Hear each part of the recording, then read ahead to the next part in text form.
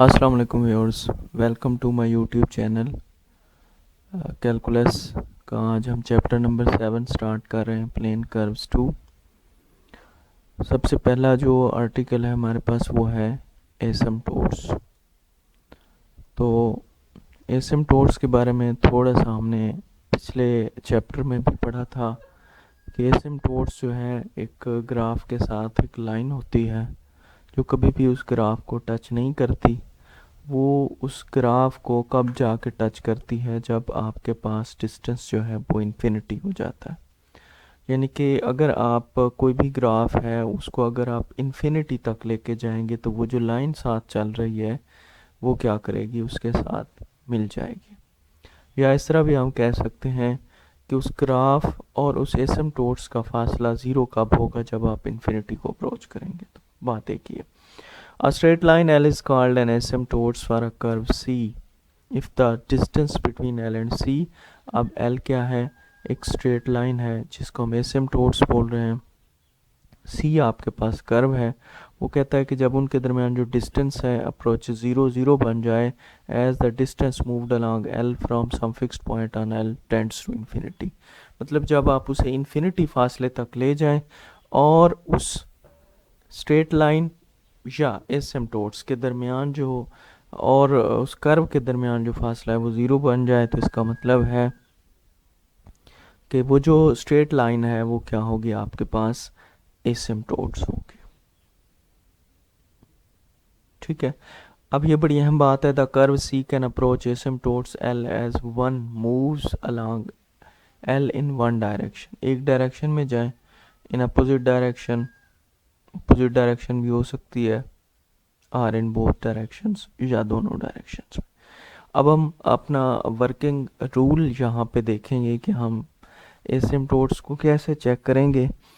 तो इक्वेशन हमारे पास y is equal to F X, कोई भी इक्वेशन दी हुई होगी किसी भी कर्व की, तो is such that y is real and y approaches to a as x approaches to infinity or x approaches to minus infinity, then y is equal to a is a horizontal asymptotes। यहाँ पे बात समझें कि आपने क्या करना है कि y is equal to fx, इस साइड पे सारा जो है ये सारा fx होगा, यानी कि x वाली टर्म होगी, यहाँ पे आपने y निकालना है। ठीक है, यानी कि y is equal to 2x plus 3/3x square suppose. ठीक है, ये बन जाता है and y approaches to A as. तो अब आपने लिमिट क्या लगानी है, x इन्फिनिटी या x माइनस इन्फिनिटी। फर्ज करें यहाँ पे मैं लिमिट लगाता हूँ x गोज टू इन्फिनिटी, तो इधर क्या बन जाएगा 2x प्लस 3 और 3 इन्फिनिटी स्क्वायर।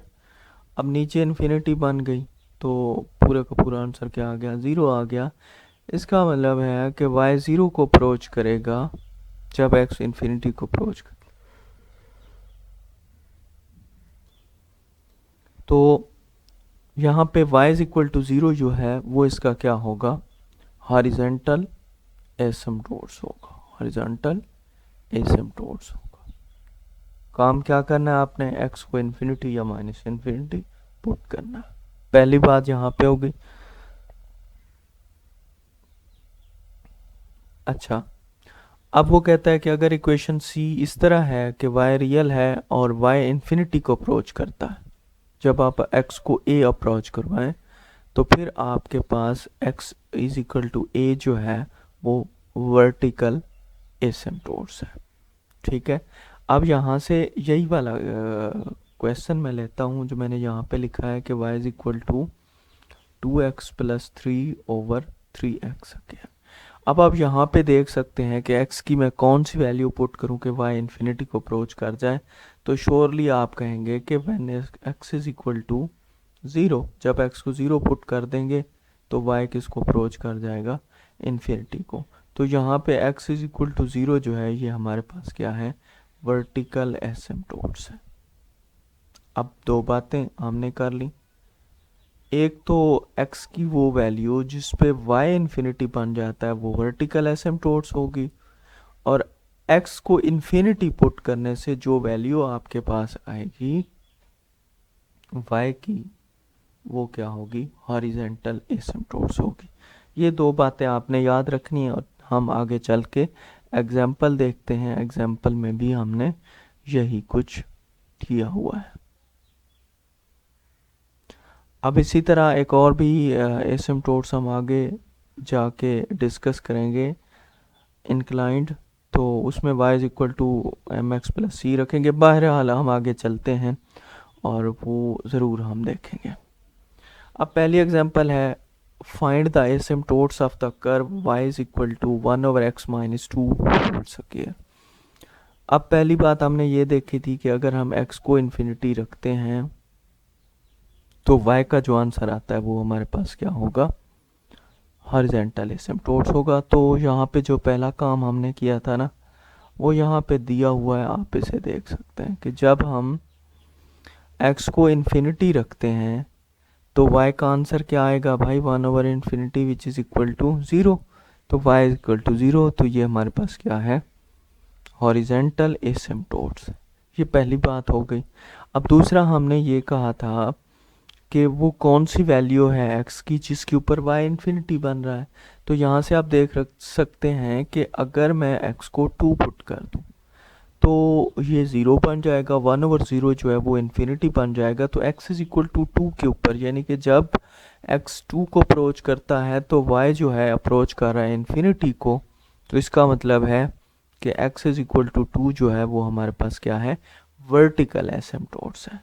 हॉरिजेंटल के लिए आपने क्या करना है, x को इन्फिनिटी पे अप्रोच करवाना है, जो भी y का आंसर आ जाता है वो क्या होगा, आपके पास हॉरिजॉन्टल एसिम्पटोट्स होगा।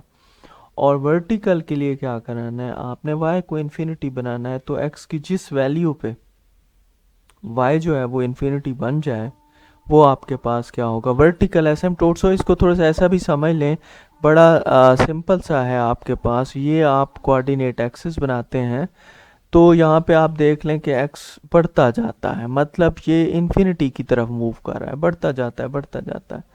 तो जब आप x को इन्फिनिटी पे लेके जाएंगे तो ये कौन सी लाइन है आपके पास भाई, हॉरिजॉन्टल लाइन नहीं है। x इन्फिनिटी को अप्रोच कर रहा है अलोंग हॉरिजॉन्टल लाइन, तो इसे हम हॉरिजॉन्टल एसिम्पटोट्स कह सकते हैं। ऐसे आप याद रख लें, ठीक है। x जब इन्फिनिटी को अप्रोच करेगा तो ये कौन सी लाइन बन रही है भाई, हॉरिजॉन्टल है, तो इसको हमने हॉरिजॉन्टल एसिम्पटोट्स का नाम दिया। और इसी तरह यहाँ पे देखें कि ये लाइन जो है ये भी अलोंग y एक्सिस जो है इन्फिनिटी को अप्रोच करे। तो x की वो वैल्यू जिस पे y जो है वो इन्फिनिटी को अप्रोच कर जाए, तो ये कौन सा एसिम्पटोट्स होगा, वर्टिकल एसिम्पटोट्स होगा। इसे भी आपने इसी तरह ही याद रख लेना है। एक और एग्जांपल देखते हैं, y is equal to 2 into x minus 2 by x square be a given curve to find this asymptotes find करने हैं। तो पहली बात यही मैंने आपको बताई कि आप क्या करें, x को इन्फिनिटी पे ले जाएं। जब हम x को इन्फिनिटी पुट करेंगे तो नीचे इन्फिनिटी बन जाएगा, टोटल अब y क्या आ जाएगा, 0 आ जाएगा।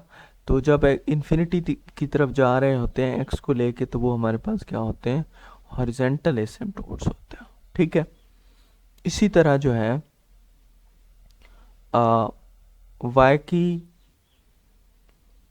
कौन सी x की कौन सी वैल्यू के लिए y इन्फिनिटी बन रहा है, तो अगर हम x को 0 पुट कर दें, ठीक है, या x is equal to 0 put कर दें तो y किसको अप्रोच करेगा, इन्फिनिटी को। तो ये कौन सा होगा, वर्टिकल एसिम्पटोट्स। बस सिंपल सी 2 लाइनों में इसका आंसर आ गया। अच्छा, अब नेक्स्ट क्वेश्चन तो है y square is equal to x minus 1 और x square minus 2x minus 3। तो नीचे जो टर्म दी गई है क्वाड्रेटिक इक्वेशन है, इसको हम जो है पेयर्स में डिवाइड कर लेंगे, x minus 3 into x plus 1। इसको हमने प्राइम फैक्टराइजेशन के ज़रिए 2 हिस्सों में तकसीम कर दिया है। अब यहाँ पे आप देखें कि अगर आप x को 3 पुट करते हैं या x हमारा 3 को अप्रोच करता है फिर भी बट्टे में 0 आ जाता है, y इन्फिनिटी बन जाता है, इसी तरह जो है अगर आप x को -1 लेते हैं तो ये भी 0 बन जाएगा और ये बटे में 0 आ जाएगा। y इन्फिनिटी को, दोनों केसेस में y स्क्वायर इन्फिनिटी को अप्रोच कर जाता है। तो इसका मतलब है कि x इज इक्वल टू 3 और x इज इक्वल टू -1 ये क्या है, वर्टिकल एसिम्पटोट्स हैं। ये क्या हमारे पास वर्टिकल एसिम्पटोट्स हैं। और हॉरिजॉन्टल के लिए आपने देखा था कि हॉरिजॉन्टल के लिए हम क्या देखते हैं कि हमारे पास x को अगर इन्फिनिटी रखते हैं तो फिर हमारे पास क्या मामला होता है, यहाँ पे इन्फिनिटी रखते जाएं भाई, ये 0 बन जाएगा, ये 0 ऊपर 0 बन गया, 1 माइनस ये भी 0, ये भी 0, तो 0/1 विच इज़ इक्वल टू 0। तो अगर x को इन्फिनिटी रखते हैं तो y का आंसर क्या आ जाता है, 0 आ जाता है। तो ये हमारे पास क्या है, हॉरिजॉन्टल एसिम्पटोट्स है। होप सो कि आपको हॉरिजॉन्टल और वर्टिकल एसिम्पटोट्स क्लियर हो चुके होंगे। अब ये एक मिक्सअप क्वेश्चन आपको नज़र आ रहा है, पहली दो टर्म्स में से वाई स्क्वायर कॉमन लें, ये उधर जाके जमा का बन जाएगा और यहाँ पे वाई स्क्वायर कॉमन लेते हैं तो ये बन जाएगा x³ प्लस 2x स्क्वायर, और इसको अगर मज़ीद सॉल्व करते हैं तो ये बन जाएगा x into x square common ले लें, x प्लस 2। ठीक है, इधर वाई स्क्वायर चल रहा है। अब आप देख सकते हैं कि x की किन वैल्यूज़ के लिए y इन्फिनिटी बन रहा है। तो एक तो -2 है, अगर -2 पुट करते हैं तो हमारे पास y जो है वो एक तो रियल रहेगा, ठीक है, और वाई स्क्वायर जो है वो इन्फिनिटी को अप्रोच कर जाएगा। तो x इज इक्वल टू -2 जो है ये आपके पास एक एसिम्पटोट्स आ गया। अब थोड़ा सा यहाँ पे काबिल ज़िक्र बात है, आपने समझनी है। जब आपका x जो है वो 0 और 2 के दरमियान होगा, ठीक है, 0 और 2 के दरमियान होगा, तो फिर जो नोमिनेटर है लेस देन 2, ठीक है, जो नोमिनेटर है वो आपका क्या होगा, नेगेटिव होगा। क्यों, x छोटा है ना 2 से, आप x की जगह 1 लिखते हैं तो ये क्या बन जाएगा, -1 की पावर 3 -1 ही होता है। अगर आप x को कहते हैं कि 0 से बड़ा है और 2 से छोटा है मतलब 0 है, तो ये -2 की पावर 3 ये -8 बनेगा। मतलब नोमिनेटर जो है वो हमेशा क्या रहेगा, नेगेटिव रहेगा। और डिनोमिनेटर तो आप कोई भी ज़ीरो ले लें क्योंकि सारे ही जमा वाले हैं, तो ये क्या होगा, हमेशा पॉजिटिव होगा। अब negative over positive which is equal to negative, ठीक है। अब इधर वाई स्क्वायर है, जब आप स्क्वायर रूट लेंगे दोनों साइड पे तो वाई का आंसर जो है स्क्वायर रूट नेगेटिव में आ जाएगा, which is not real, which is imaginary, which is complex. सो हम ये कह सकते हैं कि यहाँ पे y जो है वो रियल नहीं रहेगा। दूसरा केस, अगर आपका आंसर जो x की वैल्यू है वो -2 से क्या है, बड़ी, और 0 से क्या है, छोटी है, तो -2 से बड़ी वैल्यू कौन सी होती है भाई, वो -1 होती है, वो 0 होती है, ठीक है। 0 से हम आगे नहीं जाते क्योंकि हमारा जो x है वो 0 से क्या है, कम है, तो मतलब हम 0 भी नहीं लेंगे, हम -1 ले लेते हैं। और मैं यहाँ पे अगर -1 पुट करता हूँ तो मेरे पास क्या बन जाएगा, -3 और नीचे कुछ भी पुट करते रहें, -1 का स्क्वायर और -1 + 2। अब आप देखें ऊपर बन गया -27, ये 1 पॉजिटिव, ये 1 पॉजिटिव। अब आपने देख लिया कि आंसर क्या आ गया, -27, इधर है वाई स्क्वायर, स्क्वायर रूट लेंगे, फिर से आप देख सकते हैं स्क्वायर रूट के अंदर माइनस है, इसका मतलब है कि आपके पास ये रियल नहीं है बल्कि क्या है, इमेजिनरी नंबर है।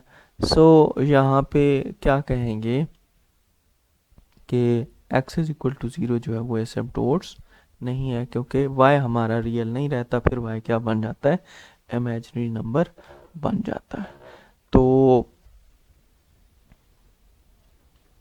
नेक्स्ट जो है एग्जांपल थोड़ी सी सबसे हटके है, इसको ज़रा देखते हैं।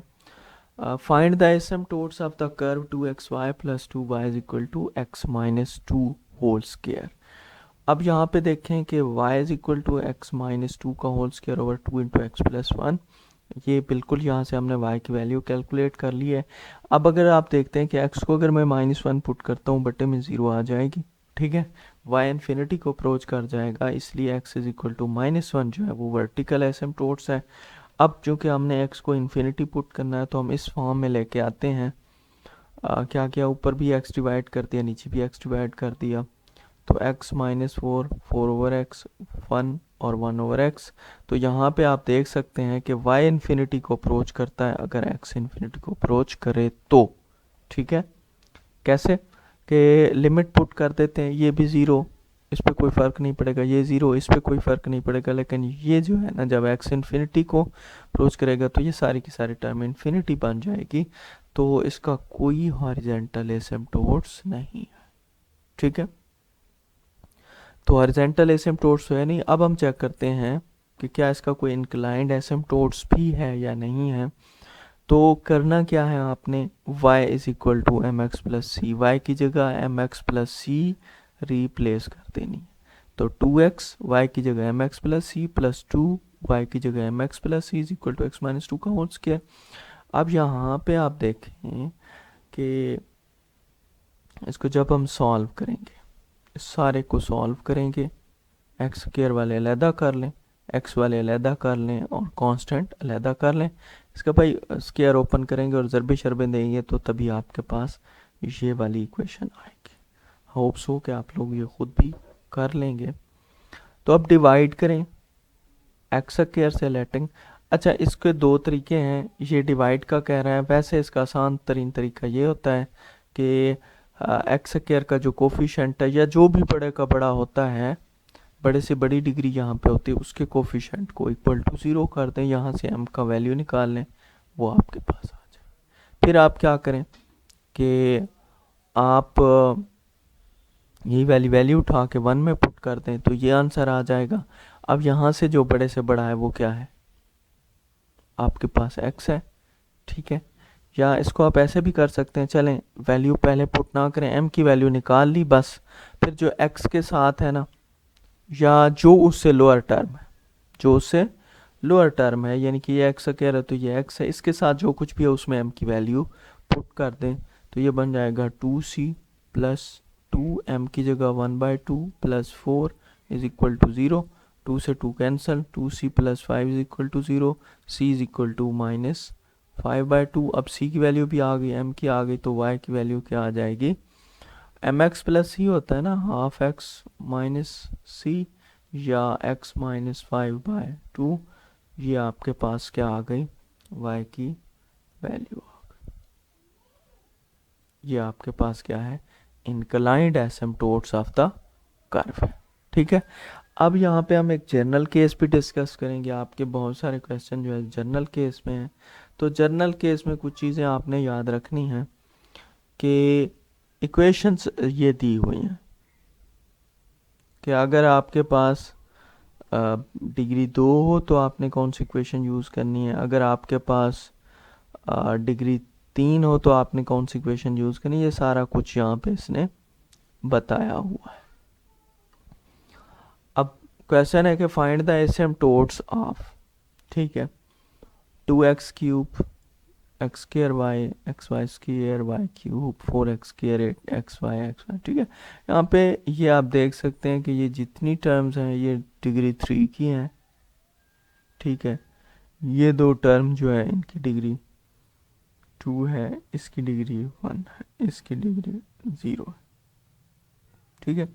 तो पहले आपने क्या करना है, ये काम करना होता है कि y को आपने रखना है m, x को आपने रखना है 1। पहले जो बड़ी से बड़ी डिग्री है वो ले लें, 5 3m, ये नीचे वाला 3 जो है यही बता रहा होता है कि ये 3 डिग्री वाले हैं। तो लिखें जी 2 इंटू एक्स की जगह 1 रिप्लेस करना है, 2 बन गया, माइनस एक्स की जगह 1 तो 1, y की जगह m, फिर -2 x की जगह 1 और y की जगह m स्क्वायर बन जाएगा। इस तरह y की जगह m पुट के तो m क्यूब बन जाएगा। अब इसी तरह जो है आप क्या करें, 2 डिग्री वाले उनके ऊपर भी y की जगह m और x की जगह 1 लिखें, तो -4 प्लस 8m बनेगा।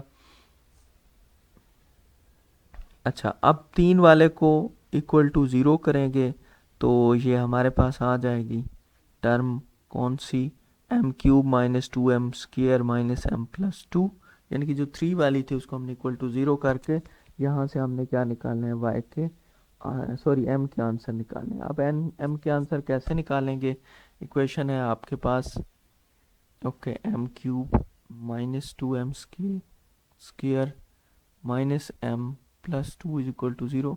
वैसे ये तो मुझे आसान लग रही है, ठीक है, एम क्यूब का m² कॉमन लें, m-2 -1 कॉमन लें, m-2 इज इक्वल टू 0, तो m-2 into m² -1 is equal to 0, तो m का आंसर 2 और m जो है वो +-1, ठीक है।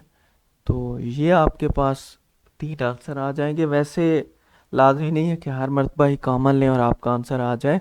यहाँ पे अगर आपसे ना सॉल्व हो रहा हो तो फिर आपने सिंथेटिक डिवीजन का सहारा लेना है, उससे आंसर निकाल लेना है। अच्छा,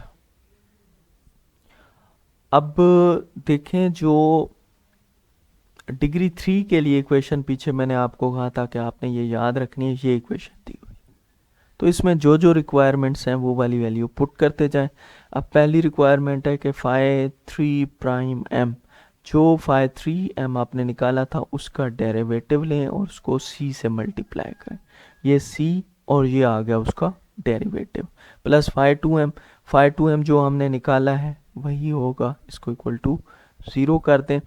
अब क्या करेंगे, जब आप m को -1 रिप्लेस करेंगे तो c का आंसर 2 आ जाएगा, 1 रखेंगे तो 2 आएगा, 2 रखेंगे तो -4 आएगा, ठीक है।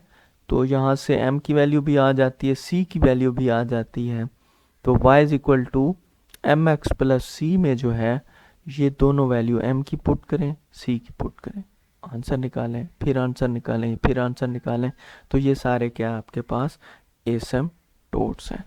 तो ये आपने याद रखना है मेथड, एक्सरसाइज करेंगे तो आपको ये चीज़ें क्लियर हो जाएंगी। ये C3 वाली है भाई, फॉर डिग्री 3 के लिए ये वाली कहाँ से आई है, यहाँ से आई है,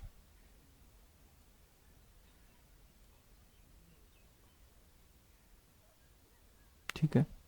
ये जो उन्होंने निकाली हुई है ना, तो यहाँ से, ठीक है, कि आपने n को क्या पुट करना है, तो वो पुट करते जाएं और आगे चलते जाएं।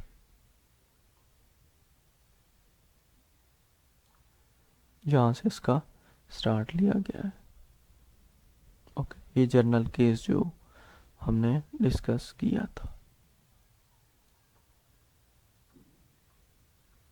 अच्छा, नेक्स्ट है हमारे पास पोलर फॉर्म जो है वो एसिम्पटोट्स की क्या है, तो वो बड़ी आसान सी है, R tangent psi, R tangent psi. ये भाई यहाँ पे डेफिनेशन भी बताई गई कि अगर आपके पास equation of the curve r theta हो, या r is equal to f of theta हो, या f of r theta is equal to 0, ठीक है, और पी आर थीटा वो कोई भी पॉइंट हो कर्व के ऊपर, तो आपने क्या करना है, वो कहता है पी आर थीटा कोई भी पॉइंट है कर्व के ऊपर, आप एक टेंजेंट ड्रा करें, ठीक है, और नॉर्मल भी उसी के ऊपर ड्रा कर दें, ठीक है। तो हमने एक टेंजेंट ड्रा किया और एक नॉर्मल ड्रा करेंगे, और ये सारी कुछ करते कराते और टेंजेंट साई की इक्वल आ जाता है, और फिर जब टेंजेंट साई की वैल्यू पुट करते हैं तो वो हमारे पास इसका, अच्छा यहाँ पे है हमारे पास के asymptotes of the curve f r theta is equal to 0। तो यहाँ पे आप थोड़ा सा इस फिगर को देखें कि आपके पास एक कर्व दिया हुआ है, यहाँ पे आप देख सकते हैं ये वाला कर्व दिया हुआ है। अच्छा, अब सी डी जो है ये क्या है, आपके पास एसिम्पटोट्स है, ये क्या है, एसिम्पटोट है। तो यहाँ पे हम यहाँ पे देख सकते हैं कि ये कब मीट अप होंगे, जब आपके पास जो रेडियस वेक्टर है या जो आर है वो किसको अप्रोच करेगा, इन्फिनिटी को अप्रोच करेगा। अब r is equal to infinity जब आप इक्वेशन में रखेंगे कर्व में, तो हमारे पास थीटा की डिफरेंट वैल्यू आ जाएंगी, वो एक भी हो सकती है, दो भी, तीन भी, चार भी वैल्यूज हो सकती हैं। तो फिर आपने क्या करना है कि आपका जो फार्मूला है वो है हमारे पास r square d theta over d r, और यहाँ पे थीटा की कोई भी वैल्यू हमने जो पुट करनी होती है, तो यहाँ से हमारे पास जो है वो एसिम्पटोट्स आ जाएगा। ये आप एग्जांपल में चल के देखेंगे। P is equal to R cos E O Q, ये आपके पास एंगल जो है ई ओ क्यू, ये एंगल कौन सा है, थीटा है, ठीक है। और यहाँ पे जो एंगल थीटा है वो किसकी इक्वल है, पाई बाय 2, यानी कि ये जो टोटल एंगल यहाँ पे बन रहा है पाई बाय 2, उसमें से अल्फ़ा भी माइनस कर लिया है, तो थीटा भी माइनस कर लिया, ये जो बाकी एंगल बचेगा तो यहाँ पे क्या बनेगा, फिर आपको पता है पाई बाय 2 पे नेचर चेंज हो जाती है, फर्स्ट क्वाड्रेंट है, तो क्या बन जाएगा साइन अल्फ़ा माइनस थीटा। तो P is equal to are sine alpha minus theta, ये जो रिक्वायर्ड इक्वेशन है एसिम्पटोट्स की, यहाँ पे थीटा की वैल्यू चेंज होती रहेगी और हम इसका आंसर निकालते रहेंगे। एग्जाम्पल देखते हैं, इससे आपको बिल्कुल क्लियर हो जाएगा। हमारे पास एग्जाम्पल है R is equal to A tangent theta. अब यहाँ पे पहला काम हमने देखना है कि when R is equal to infinity, R जब इन्फिनिटी होगा तो थीटा की वैल्यू क्या होनी चाहिए, फिर हमें पता है पाई बाय 2, 3 पाई बाय 2। कैसे, आप यहाँ पे एट पाई बाय 2 लिखते, R is equal to A tangent pi by 2, आपको पता है tangent pi by 2 which is equal to infinity, ठीक है। तो आर कहाँ पे इन्फिनिटी होगा, थीटा पाई बाय 2 ले लें, 3 पाई बाय 2 ले लें, 5 पाई बाय 2, 7 पाई बाय 2, बढ़ते जाएं जी, जितना आप बढ़ते जाएंगे आपके पास आर इन्फिनिटी ही रहेगा, ठीक है। तो दो वैल्यू हमारे पास थीटा के आ गए, पाई बाय 2 और 3 पाई बाय 2। अब हमने क्या बनाना है, r square d theta over d r. तो सबसे पहले ए टेंजेंट थीटा है हमारे पास, इसको हम डिफ्रेंशिएट करेंगे with respect to r. R is equal to a tan theta d r over d r, differentiate करें ए कॉमन, टेन का सीकेंड स्क्वायर थीटा, और साथ में क्या आ जाएगा d theta, okay, by d r. तो डी आर और d r 1, a secant square theta d theta over d r. यहाँ से अगर आप जो है सीकेंड स्क्वायर को दूसरी साइड पे लेके जाएं तो D theta by d are आपके पास बन जाएगा, ओके, 1 ओवर ए कॉस स्क्वायर थीटा। तो यहाँ पे आप देख लें कि इस तरफ से भी आर स्क्वायर से मल्टीप्लाई करेंगे, इस तरफ से भी आर स्क्वायर से। अब आर स्क्वायर की जगह मैं ए टेन थीटा की वैल्यू पुट करूँगा, वो बन जाएगा a square sine square theta over cos square theta. तो ये आपके पास एक से कैंसिल हो जाएगा, कॉस स्क्वायर से कॉस स्क्वायर उड़ जाएगा। तो फाइनली आपके पास r square d theta by d r, इसका आंसर आएगा ए साइन स्क्वायर थीटा, ठीक है। और जब आप इस पे लिमिट लगाएंगे, कौन सी लिमिट आप लगानी है भाई, जो थीटा आपने निकाला था, theta goes to pi by 2 लगा दें पहले, या 3 पाई बाय 2 भी लगा दें, तो इस पर कोई फ़र्क नहीं पड़ेगा। क्यों नहीं पड़ेगा फ़र्क, ये मैं आपको बता देता हूँ। हमें पता है कि साइन पाई बाय 2 पे भी 1 है और 3 पाई बाय 2 पे -1 है, लेकिन चूंकि स्क्वायर है तो माइनस फिर भी ख़त्म हो जाएगी, आंसर क्या आएगा, ए आएगा। तो यहाँ पे पी ए की इक्वल है। अब इसी तरह जो है equation of the asymptotes is equal to, वो हमने पढ़ा था P is equal to are sine alpha minus theta, ठीक है। अभी ऊपर जो पढ़ा है P equal to are sine alpha minus theta. अब P की वैल्यू क्या आई हमारे पास, A आ गई, R वैसे साइन अल्फ़ा पाई बाय 2 लिया था माइनस थीटा, तो क्या बनेगा A is equal to are sine pi by 2 पे नेचर चेंज हो जाएगी, लेकिन फर्स्ट क्वाड्रेंट है पॉजिटिव ही रहेगा, और कॉस थीटा। और इसी तरह A is equal to minus r cos theta. ये आपके पास क्या है, एसिम्पटोट्स हैं पोलर फॉर्म के अंदर। ठीक है, नेक्स्ट क्वेश्चन भी इसी तरह ही है। तो a secant theta plus b tan theta, इसको आर की वैल्यू सीकेंट को 1/cos रखते हैं, बी साइन टेन थीटा को sin/cos रखते हैं। इसका एलसीएम लें, ये इक्वेशन बन जाएगी। अब आर इन्फिनिटी कब होगा? जब आपके पास इसके नीचे ज़ीरो आएगा। और ज़ीरो कब आएगा? When cos theta is equal to zero. और cos ज़ीरो कब होता है? या तो ज़ीरो पे होता है, ठीक है, sorry zero cos theta zero जो है वो π/2 पे होगा, 3π/2 पे होगा। ठीक है, थीटा की वैल्यू आपके पास आ गई। अब आपने क्या करना है, ये जो इक्वेशन है इसका आर के लिहाज से आपने इसको डिफ्रेंशिएट करना है। ये इक्वेशन आ जाएगी और फिर इसके साथ दोनों तरफ से r² मल्टीप्लाई करेंगे तो ये इक्वेशन बन जाएगी। अब इस पे लिमिट लगाएंगे, कौन सी? थीटा π/2 और r 3π/2। तो चूँकि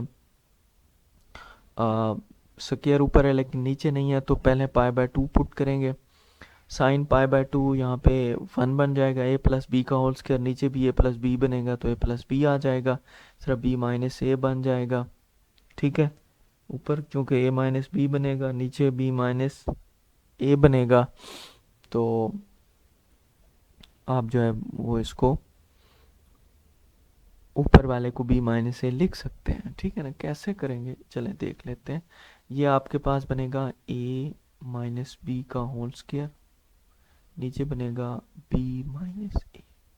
ऊपर वाले में से माइनस में कॉमन लूँगा तो स्क्वायर माइनस को ख़त्म कर जाएगा, तो उसे मैं b माइनस a का होल स्क्वायर लिख सकता हूँ। नीचे b माइनस a, अब क्या बन जाएगा? b माइनस a, ये जो चीज़ बनी हुई। ठीक है, तो यहाँ पे p का आंसर आपके पास क्या आ जाता है? a प्लस बी आ जाता है और b माइनस a आ जाता है। फिर वही बात जो हमने की थी, p is equal to are sine alpha minus theta. तो अल्फ़ा π/2 रखें, फिर 3π/2 रखें, तो आपके पास रिक्वायर्ड इक्वेशन आ जाएंगे। ठीक है, तो ये आपने एक्सरसाइज करनी है, ये वही पहली टाइप है। फिर आगे जो है ये दूसरी टाइप के क्वेश्चन आ जाते हैं जहाँ पे सी इन्वॉल्व हम करते हैं। और यहाँ से आगे 13 से आगे जो है आपके पास क्या है, ये सारे पोलर फॉर्म में है। इसके एसिम्प्टोट्स वगैरह आप फाइंड करें। तो एसिम्प्टोट्स वाला आर्टिकल यहाँ पे ख़त्म होता है। हमारी वीडियो भी काफ़ी लंबी हो चुकी है, हम इसको यहीं पे रोक रहे हैं। इंशाल्लाह नेक्स्ट लेक्चर में हम डिस्कस करेंगे मैक्सिमा एंड मिनिमा को।